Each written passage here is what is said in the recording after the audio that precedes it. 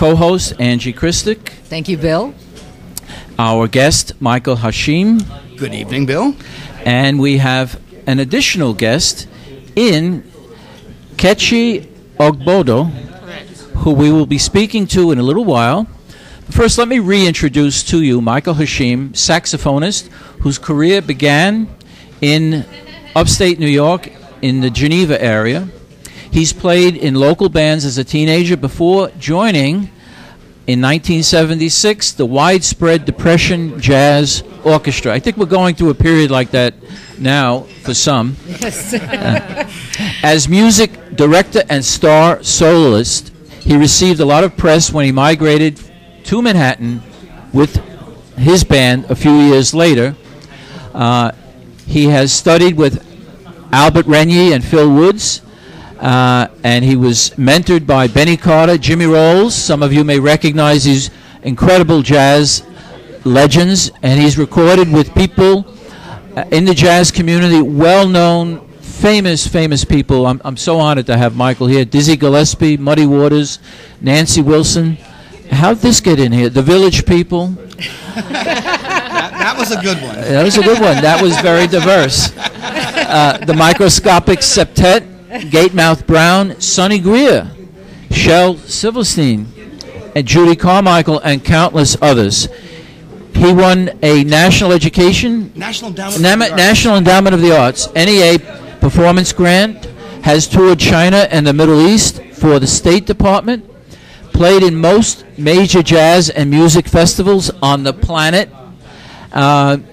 We're waiting for him to go to other planets. I'm ready. Yeah, he has 10 recordings as a leader, as a saxophonist leader, and nearly 100 recordings as a side musician. And he's earned the highest praise from everywhere from the New York Times to Downbeat Magazine, the Penguin Guide to Jazz on CD, the Encyclopedia of Jazz, Jazz Journal International. And as a composer, he's been commissioned by the PBS Playhouse, Oberlin Conservatory, and New York Times Online, among others. We are pleased to welcome to the Fabintro show Michael Hashim. Welcome. Well, thank you, Bill. I'm glad to be here. Welcome, Michael. Thanks, Angie, on this snowy night. It's a snowy night on Mulberry Street in Little Italy, Manhattan. We broadcast here every Monday evening, and we welcome you to join us on cityworldradio.com. Michael, this is an incredible resume that you have of experiences.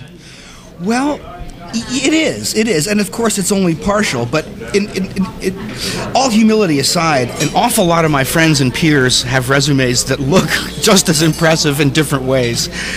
The thing is, if you stick with music long enough and you have something to offer, you can move around quite a bit laterally in terms of styles and levels of playing, and of course travel comes along with the game as well in most cases. Some of my friends who do Broadway shows, for example, they don't really necessarily travel the way that I have, for example, but most of the musicians I know with any success have traveled one way or another. So again, that looks like an exciting life, and guess what? It is. Oh, it is, and you seem to have performed with some of the great jazz performers and bands ever. Well, sometimes it was just a question of being the person who could do something who happened to be there. Other times it was because, someone wanted you specifically. So, again, there are lots of different circumstances around, who winds up playing with who. And if you're prepared for it, it can be very exciting when things sometimes just fall right into your lap, A famous player got sick. You happened to live in the neighborhood of where the gig is, and so you got called. And it turned out to be a great opportunity for one reason or another. Going back to your origins in Geneva, New York. Ah, yes.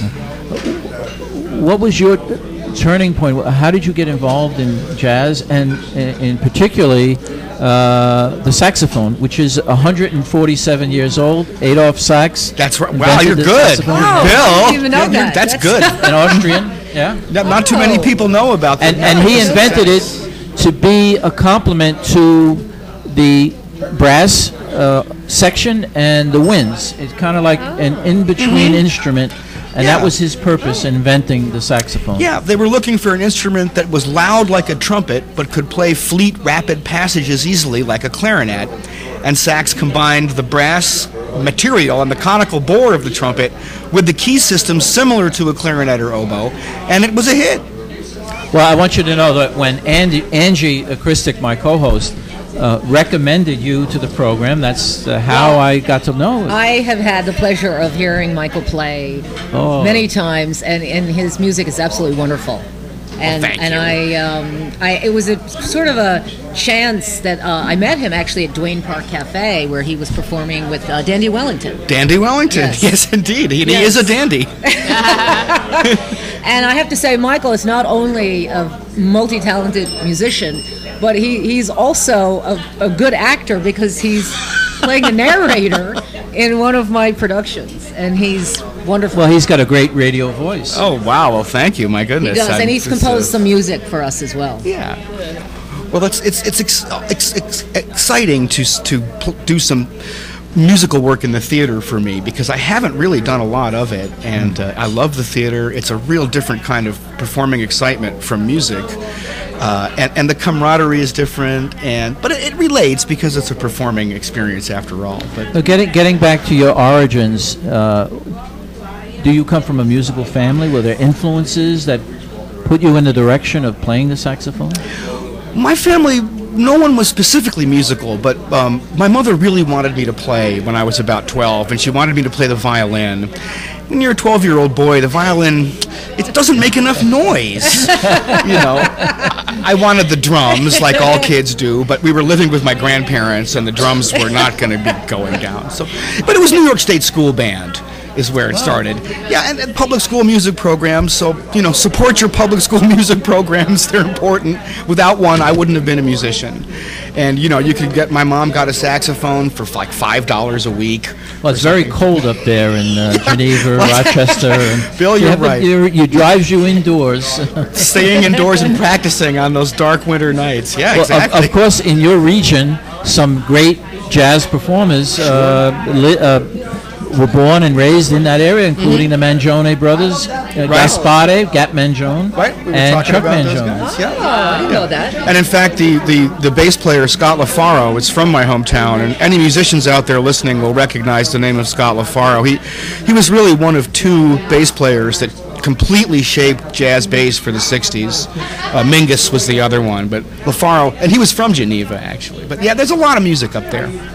What I find about the jazz community in general, in studying jazz, and we have Nkechie here, you, Christy, Angie Christy, myself, we are a diverse quartet. Right. The jazz community has always promoted diversity for generations. Well, yes. A lot of jazz musicians and jazz promoters really put it all on the line to end, specifically to end segregation in the United States.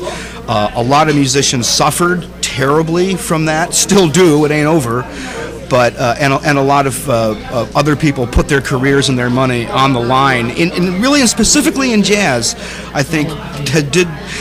And it's funny, now that jazz is receding into the past as far as the great figures, a lot of books are coming out about how involved Duke Ellington was in racial issues, how involved Louis Armstrong was in racial issues. People didn't always know it at the time, because that was not necessarily a way to up your popularity.